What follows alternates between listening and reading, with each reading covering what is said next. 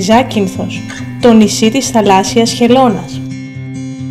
Στη Ζάκυνθο θα συναντήσεις τις περισσότερες χελώνες καρέτα-καρέτα που υπάρχουν στην Ελλάδα. Ξεκινώντας από το λιμάνι της Κιλίνης με το πλοίο, να είσαι προσεκτικός, γιατί ίσως δεις την πρώτη σου χελώνα καρέτα-καρέτα. Οι περισσότερες από τις χελώνες καρέτα-καρέτα βρίσκονται στον κόλπο του Λαγανά και ειδικά στις παραλίες που έχω σημειώσει.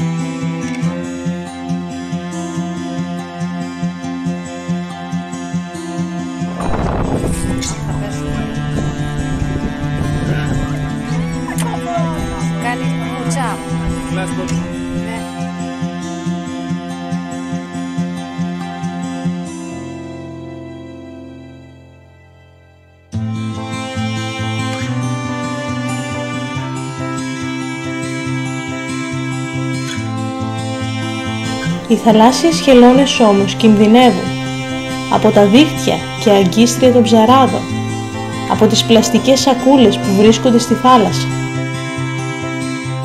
Κάποιες φορές χάνουν τον προσανατολισμό τους, είτε εξαιτίας των φώτων, είτε εξαιτίας αντικειμένων που μένουν στην παραλία.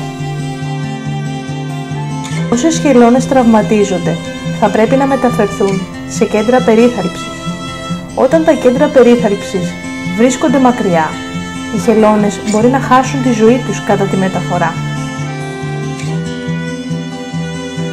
Εμείς οι άνθρωποι μπορούμε και πρέπει να τις προστατέψουμε. Θέλω όμως να σου δείξω και πόσο όμορφο είναι το νησί της θαλάσσιας χελώνας.